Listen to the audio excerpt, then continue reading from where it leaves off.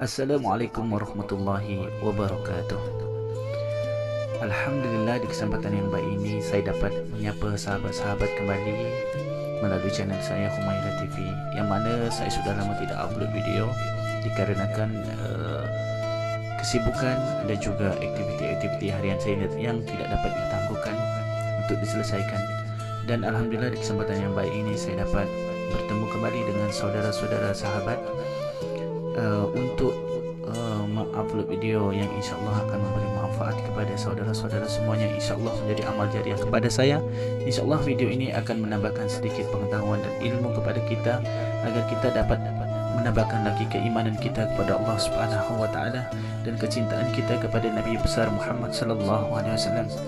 Dan video ini diupload oleh Iman and Taqwa, yang mana sahabat-sahabat bisa terus ke link ke channel tersebut, Iman and Taqwa, dan like dan subscribe channel tersebut, karena channel-channel seperti ini yang harus dikembangkan. Sahabat, tanpa membawa masa lagi, yuk kita saksikan video ini. Bismillahirrahmanirrahim. Subhanallah, wallahi dahsyat. Syekh Ali Jabir. Saya tidak bisa cerita apa lagi. Mau cerita apa lagi? Wallahi dahsyat. Saya tidak pernah istiqamah mengamalkan doa seperti ini. Alhamdulillah, selalu terkabul. Alhamdulillah. Bahkan niata Allah kasih. Sudah selesai. Wallahi jamaah sekalian, salawat kepada Nabi Muhammad bukan budaya, bukan kebiasaan, tapi amalan yang sangat manfaat buat keselamatan kita, kebahagiaan kita di dunia maupun di akhirat. Rasulullah sallallahu alaihi wasallam, yuhasibullahu al-'abida laisa bainahu wa bainahu turjuman. Allah akan hisab hamba-hambanya satu demi satu, bersatu dan tidak ada penerjemah. Jadi tidak bagi terjemah, translate. Ya Allah, saya tidak mengerti bahasa Arab, saya tidak mengerti bahasa, ya Allah, gimana ini, saya butuh translate atau benacara supaya bisa bantu saya lulus dari hukum. Tidak ada. Yang hakim Allah, keputusannya Allah, yang menentukan Allah, mahkamah yang dikuasai Allah, hamba di hadapan Allah, saksi semua, tangan saksi, mata saksi, lidah saksi, kaki saksi, buku amal saksi, malaikat saksi. Bagaimana kita mau lari? Ditanya oleh Allah, hei hambaku, ingat gak di malam itu, di tempat itu, kamu berlakukan dosa itu? Ya Allah. Seorang hamba yang masih memiliki iman, dia merasa dan ingat, dan dia merasa malu, dia tunduk kepalanya. Kata Allah, malu ya, malu. Tunduk, ya malu ya Allah, malu. Dan subhanallah, tanda rahmat Allah, ketika Allah bertanya dengan kita, tidak ada orang lain yang bisa lihat. Supaya apa? Supaya hisab kita di antara kita sama Allah tidak terbocor kepada orang lain, supaya tidak malu sama orang lain. Allahu Akbar. Habis kita sudah raku diri, ya Allah, saya ingat dan saya rasa salah dan saya malu. Apa kata Allah? Waktu itu kamu lakukan dosa itu, aku tutupi. Aku tutupi. Tidak ada yang tahu. Kita lakukan dosa ini udah sekian tahun, ada yang tahu nggak? Tidak ada yang tahu. Karena kita lakukan di saat sembunyi. Kata Allah, di saat itu kamu lakukan dan kamu tahu itu dosa, tapi aku tutupi supaya kamu jangan menjadi malu di depan keluarga atau di depan sahabat. Aku tutupi. Dan aku sekarang sudah menutupi dosamu di dunia, dan sekarang aku hapuskan dan ampuni dosamu di akhirat. Subhanallah. Allahu Akbar. Disitulah terasa anugerah, ampunan Allah yang maha kuasa dan Allah di saat itu mampu menghukum kita. Dan kalau Allah menghukum kita, Allah tidak pernah menzalimi kita. Justru itu keadilan Allah, tapi Allah tidak memperlakukan keadilannya, justru yang mendahulukan ampunan dan kasih sayangnya. Allah. Habis selesai hisab, harus semua tanpa kecuali lewati neraka Jahannam di atas sirat. Sirat yang panjang, yang kejam seperti pedang, yang tipis sampai tidak bisa dilihat oleh mata. Katanya tipisnya seperti, subhanallah, imam bisa jalan di atas rambutnya. Kejam lagi, masuk di atas serat, terus jalan. Di saat itu ada doa yang ia melamatkan kita sampai menuju surga. Nabi Muhammad sallallahu alaihi wasallam, Allahumma shalli wa sallim alaihi. dia sudah duluan. Kalau Sayyidina Abu Bakar perjalanan di atas sirat disebutkan 100 tahun, tapi Sayyidina Abu Bakar satu langkah di atas sirat, langkah kedua di depan pintu surga. Dahsyat. Ini Sayyidina Abu Bakar seperti itu. Bagaimana Rasul? Rasul sudah menunggu di depan. Mulai manusia satu persatu jalan di atas sirat. Dan Rasul di saat itu sibuk berdoa, Allahumma sallim sallim, ya Allah selamatkan umatku, ummati ummati, ummati ummati, sampai mereka terselesai. Sampai di situ saja. Sebelum masuk surga ada berita gembira untuk umatnya Nabi Muhammad sallallahu alaihi wasallam. Tidak boleh ada yang masuk surga, harus berjumpa dengan beliau dulu, tatap muka, dan disediain minum yang disebut air Al-Kautsar, dan di situ banyak gelas. Tinggal kita ambil gelas dan minum. Begitu kita mau ambil gelas dan minum, datang Rasul, jangan kamu minum langsung dari tanganku sendiri. Barang siapa yang minum dari tanganku tidak akan haus selama-lamanya. Allahu Akbar. Di situ terasa kemuliaan. Begitu kebahagiaan kita bertemu dengan Nabi Muhammad dan bisa langsung minum dari tangan Nabi Muhammad sallallahu alaihi wasallam. Bukan hanya begitu saja, bahkan Nabi Muhammad memegang tangan kita, mengajak kita masuk 8 pintu surga. Ada 8 pintu. Rasul bersabda, satu pintu luasnya seperti antara langit dan bumi. Satu pintu antara langit dan bumi luasnya. Dan kata Rasulullah, di saat itu akan manusia gesa-gesaan untuk masuk surga. Itu tanda apa? Banyak yang akan masuk. Mudah-mudahan kita terhitung dari yang banyak.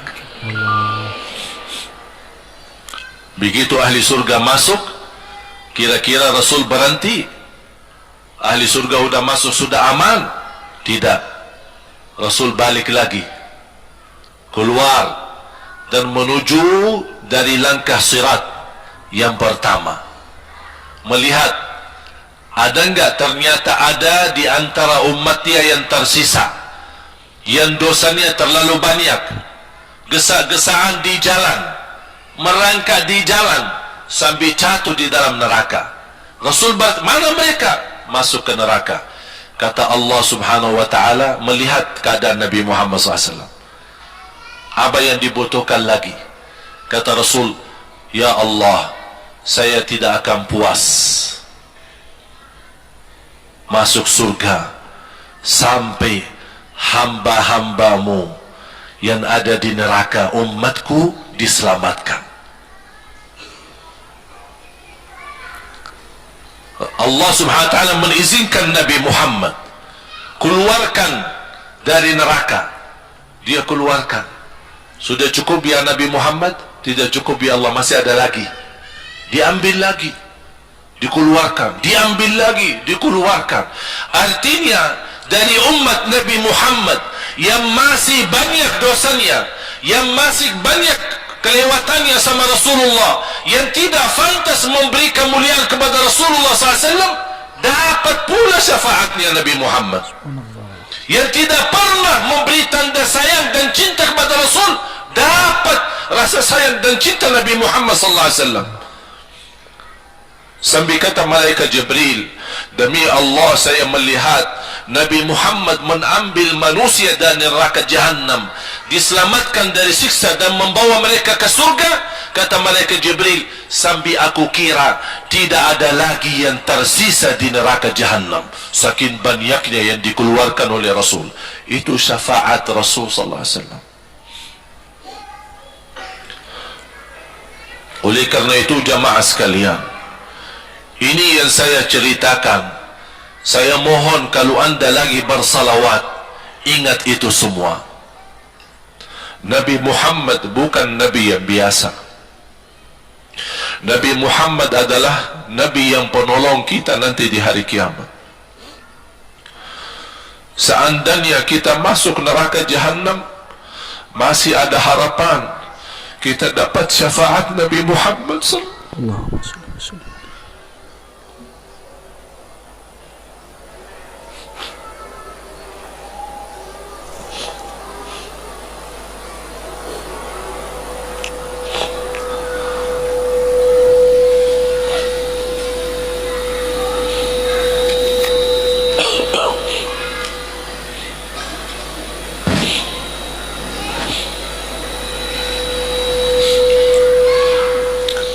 Yang masuk neraka saja dapat syafaat Rasul. Jadi sejauh mana kita bisa mencintai beliau, sejauh mana kita minat mempelajari kehidupan beliau, sejauh mana kita mengenal sunnah-sunnah beliau. Di zaman ini, umat yang paling bodoh terhadap beliau kita umat Islam. Kita umat Islam banyak hal yang tidak tahu tentang beliau, tidak tahu bagaimana perjuangan beliau, bagaimana doa beliau untuk kita, bagaimana kesedihan beliau kalau ada di antara kita yang kena musibah atau keburukan, apalagi masuk neraka. Siti Aisyah radhiyallahu anha,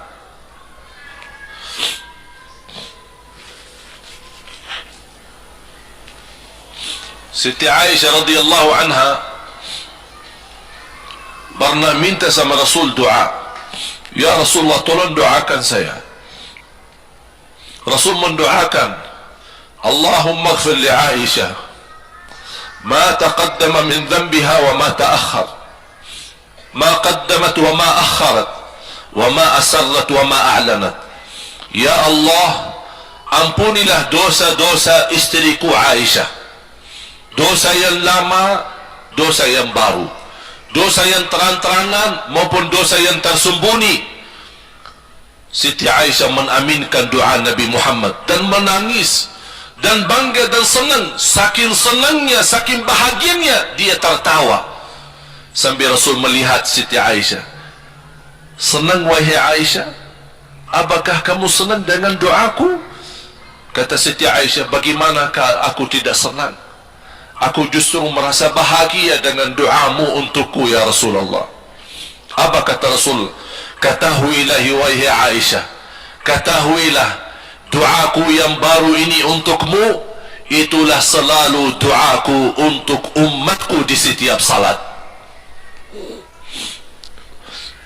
Itu doa Nabi kita buat kita. Setiap beliau salat mendoakan kita, ya Allah ampuni dosa umatku, dosa yang lama, dosa yang baru, dosa yang sembunyi, dosa yang terang-terangan. Setiap salat itu doa Nabi kita, Nabi Muhammad SAW, untuk kita semua. Apa yang diminta oleh Rasul? Rasul tidak minta banyak dari kita. Salah satu yang diminta oleh Rasul dan memohon, satu itu berbanyak, itu satu-satunya yang Rasul minta banyak. Selain itu Rasul tidak pernah minta banyak. Satu-satunya Rasul minta banyak. Apa? Salawatlah kepadaku, berbanyaklah salawat kepadaku. Mengapa Rasul minta berbanyaklah salawat kepadaku? Kenapa tidak minta amalan yang lain untuk dibanyakkan salawat atau amalan yang lain? Mengapa hanya salawat? Rasul berpesan berbanyaklah salawat kepadaku, karena Rasul tahu dengan kita berbanyak salawat, kita akan dijamin dapat syafaat beliau, dan itulah beliau yang diinginkan. Bukan hanya dapat syafaat, bahkan Rasul sendiri bersabda, aqrabukum minni majlisan yaumal qiyamah, yang paling dekat kepadaku hari kiamat, yang paling banyak salawat kepadaku. Bahkan berita gembira bagi seorang hamba umat Nabi Muhammad SAW, akthiru alayya minas salati yaumal jumu'ati wa laylataha, fa inna salatakum tablughuni haitsu kuntum. Ini keistimewaan khusus, kelebihan, amalan yang utama, bahkan yang terutama di hari Jumaat dan di malam Jumaat, fokus hanya bersalawat kepada Rasul. Mengapa? Karena Rasul yang berpesan, Rasul yang minta. Rasul berpesan, berbanyaklah salawat kepadaku malam Jumaat dan hari Jumaat. Mengapa ya Rasulullah khusus hari Jumaat dan malam Jumaat? Karena salawat kalian Allah sampaikan kepadaku. Kata guru saya, barang siapa yang ingin Rasul kenal dengan dia, berbanyaklah salawat kepada beliau, karena langsung nama kita akan sampai. Ya Rasulullah, ini salawat bapa dan ibu dari Bandung, kan sampai. Ada riwayat, ada malaikat khusus tugasnya setiap kita bersalawat dibawa kepada Rasulullah sallallahu alaihi wasallam. Allahu akbar. Bahkan ada orang bertanya kepada guru saya, Syekh Muhammad ibn Mukhtar Asy-Syanqiti, dan beliau masih hidup. Subhanallah, ketika di salah satu pertanyaan di majlis ta'lim di Masjid Nabawi, ada orang bertanya, mana yang lebih diutamakan di hari Jumat? Banyak baca Quran atau banyak salawat? Kita milih yang mana? Beliau menjawab dengan jelas, dengan tegas, di hari Jumat dan malam Jumat lebih utama banyak salawat daripada banyak baca Quran. Mengapa? Karena kata beliau, karena itulah permintaan Rasul sendiri. Berbanyaklah salawat kepadaku di hari Jumaat dan di malam Jumaat. Dan banyak riwayat yang lain. Kalau saya sebutin manfaat, keutamaan salawat kepada Rasul, lebih daripada 100 manfaat. Menghilangkan kesusahan, memberi kemudahan lunasi hutang, menyembuh penyakit, menjamin ampunan dosa, mendapat 10 rahmat, mendapatkan syafaat Rasul, posisi kita semakin mulia. Setiap kali kita salawat, semakin naik darajat kita. Barang siapa yang salawat kepadaku 10 kali, dapat 10 kebaikan, dapat 10 rahmat, dihapus 10 kejahatan, dan naik 10 darajat, dan di akhirat dapat syafaatku. Luar biasa. Hadis yang terakhir, Ubay bin Ka'ab radhiyallahu an berkata, ya Rasulullah, aku suka berdoa. Karena salawat, arti salawat adalah doa. Arti salawat, doa. Ya Rasulullah, aku suka berdoa. Berapa dari doaku saya jadikan untukmu?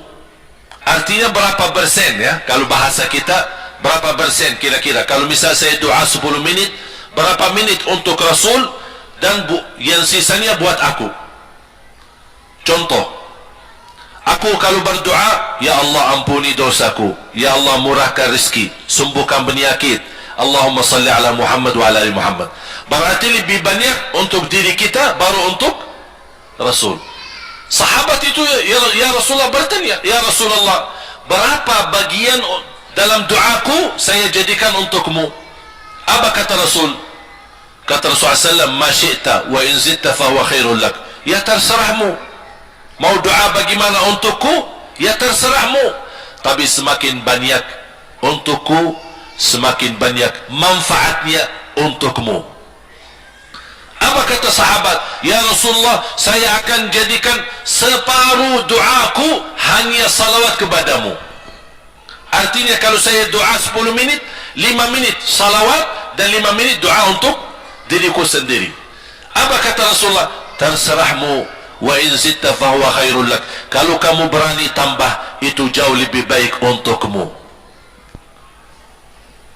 Tawar menawar sama Rasulullah SAW, sampai di ujung hadis beliau berkata, ya Rasulullah, saya janji doaku semuanya untukmu. Artinya apa? Kalau dia angkat tangan berdoa, tidak satu pun minta buat dirinya. Bismillahirrahmanirrahim. Allahumma salli ala Muhammadin wa ala ali Muhammad. Allahumma salli ala Muhammadin wa ala ali Muhammad. Allahumma salli, sampai selesai. Tidak minta ampunan, tidak minta rezeki, tidak minta sehat, tidak minta keturunan, tidak minta apa-apa, hanya fokus dengan salawat. Karena dengan salawat, apa yang kita niatkan terkabul.